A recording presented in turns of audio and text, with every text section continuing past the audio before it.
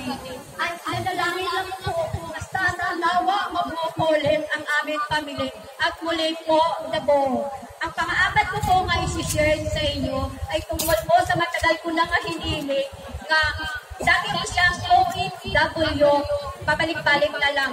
Ang tagal po ng panahon na hindi siya nakabalik. At hiniling ko po sa Panginoon na nawa muli po makabalik.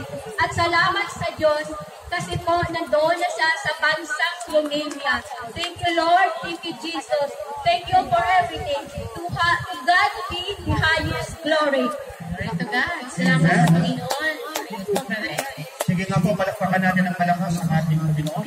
Hallelujah. At ang susunod natin, Sister Vernie. Galing po siya ng Santa Rosa City, Laguna.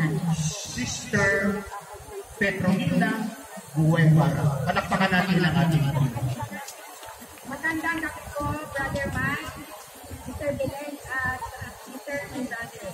Ako po ay nagpapasalamat sa Biyaya at kagaling ang pinagalag mo po sa akin na ako po, ang una ko po patotoo ay talagang gusto ko ng Panginoon dahil ako inarasal, nakitaan po din ako ng Keystone.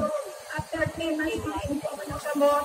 After 3 months, pinabalik po ako ng doktor ko. CTC na naman po dahil po may nakita po dugo sa hindi sila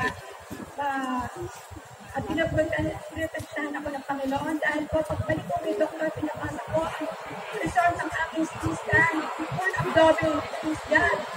Talagang kapal yung pinatong sa akin po, so, ang dasal ko, Lord, normal na ito, normal ito, matatanggap po ang doktor. Kaya sila talaga po, sagot po ang Panginoon.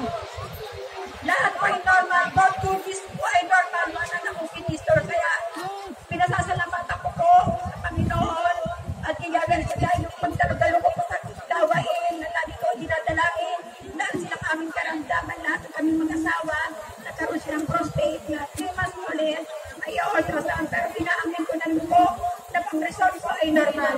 Kaya po Panginoon na lagi kong dalangin sa Panginoon na aming pamilya, ang aking anak, Miss Bernadine, ang asawang Paulo, at ang aming among si Priscilla Beatriz, Lord, ipatulog sa kanila ang mabutin, ayos na kalusugan.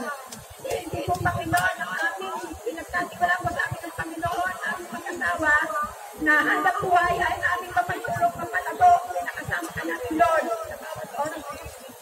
At dinadalangin ko po rin ang aming mga pamangkin at kapatid na lagi kabutin ay sa Panginoon. God to the glory. Maraming salamat po. Amen. Ang pinili na sister, nagpala na yung mga Praise God. Ang susunod po ay galing po ng Taguig City. ang ating kapatid, Brother Emmanuel. Praise the Lord. Natin ang Diyos. Amen. Praise the Lord. Mabiyayang araw po sa inyong lahat. Pinagpalang hapon po sa inyo, Brother Mike, at sa kanyang pamilya, at sa aking po mga kapatiran, Miyawat Kaday, sa Dubai Music Ministry, at sa pamating na pantay, at sa mga youth. Amen. Lord, dito na po ako. Pinangako ko sa inyo na ako po ay magpapatapos. Mga brothers and sisters, hindi po naging madali ang taon na ito dahil last year po ay nagtotoo na ako po ay nakagranting na bilang guro mula sa pamantakan ng Sundalo sa local ng Pilipinas bilang kapatid si Mr.